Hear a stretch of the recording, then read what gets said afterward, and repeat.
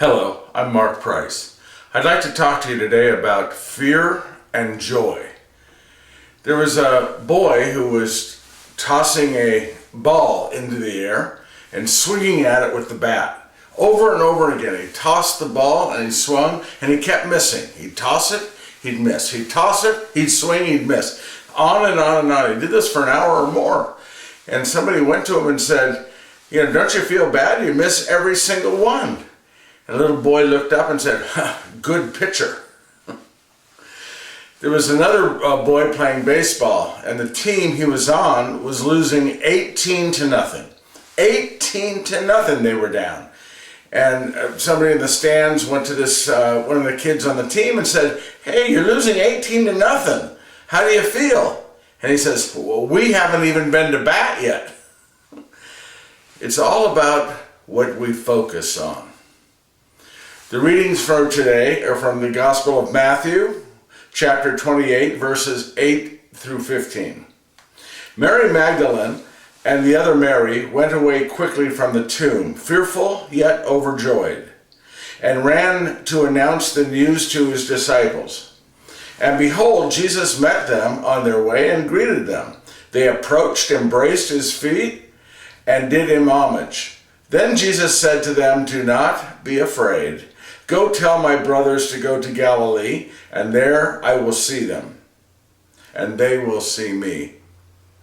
While they were going, some of the guards went to the city and told the chief priests of what had happened. The chief priests assembled with the elders and took counsel. Then they gave a large sum of money to the soldiers, telling them, you are to say, his disciples came by night and stole him while we were asleep.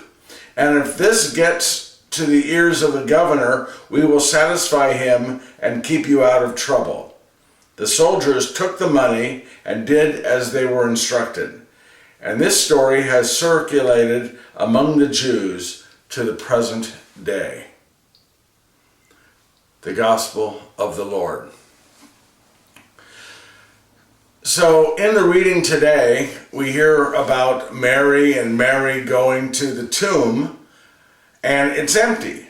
This is on Sunday. The tomb is empty. And it says they left the tomb and they're on their way to meet the others.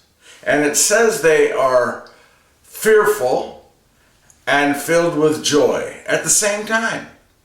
You see, it's fearful and joy can be two sides of the same coin.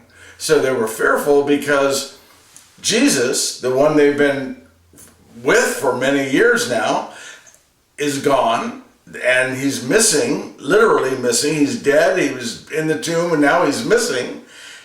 And yet they're filled with joy because they're remembering, wait a minute, he said that on the third day he would rise from the dead. So they were fearful, but they were filled with the joy of anticipation. And see, that's how we're supposed to go through our life. We're going to have many things that are going to hit us with fear, but we always should look for the joy, to rise above the fear and try to find the joy that exists around it. I remember in 1974, I went to Sweden for Christmas. I was going to Sweden for about a month and a half, and I was fearful. It was the first time I was going to travel, especially to Europe, a long distance like that, all by myself, and I was fearful. But I was also filled with joy because I was looking forward to the excitement of a new adventure, getting on an airplane, flying all the way to Sweden, the people, my friends, the people I was going to be with, the adventures that we were going to encounter. So I was fearful, and yet I was still filled with joy. Now, I had a choice as I was sitting on that airplane. I could focus on my fear, or I could focus and think about all the fun things I was probably going to do. You see, it's always a choice on which we focus on. We all have that. Our first date, you go on your first date with somebody who's new, you're fearful. Is he or she going to like me? Is he or she going to think I'm nice or friendly or whatever? But we're also filled with joy because we have that anticipation. Hey, I'm meeting somebody new. I hope it works out. Could be fun. Getting married. Everyone is fearful they plan and get ready to get married. Even as they're standing in the back ready to walk down that aisle, there's fear that is there. Is this going to last? Am I making the right choice, the right decision? But there's a joy also. And it's up to us what we focus on. The first child. You're going to have a first child. We're fearful, well, is everything going to be healthy? Is the mother going to survive it? No problem. Is the baby going to be born healthy? Am I going to be a good parent? A lot of things to be fearful about. But then there's also the joy that comes from this newborn creation of God, this newborn baby, and we now have the privilege of raising this child. A new job. You start a new job, we're fearful. Am I going to get along? Am I going to like it? Are they going to like me? Am I going to do a good job?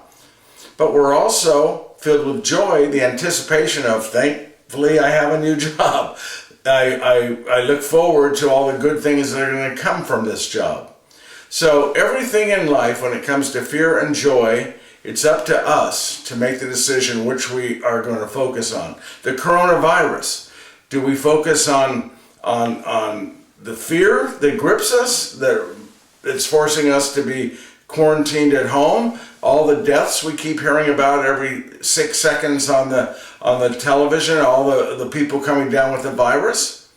Or do we try to focus a little bit more on, since we are home, we can spend more time with our family, with our friends, at least by telephone or by Skype or whatever other mechanisms there are, on the things that we can be creative about.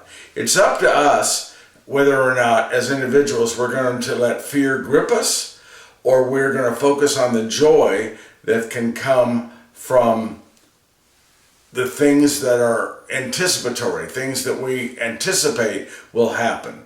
It's all in the focus. Do we focus on the fear of the unknown, or the joy in knowing that we are never alone? That Jesus, the resurrected Christ, is always there. He told us that in Scripture. I will never leave you. I will be with you till the end of time, he said. So what do we focus on? The thing that grips us, the thing that scares us, or do we focus on the fact that we are never alone and we always have somebody that's there with us? Do we focus on being 18-0? Or do we focus on, hey, we're next up at bat? Do we focus on the pitcher or the batter? Do we focus on the virus, or do we focus on Jesus who stared death squarely in the face and rose above it? This is Mark Price. Thanks for listening.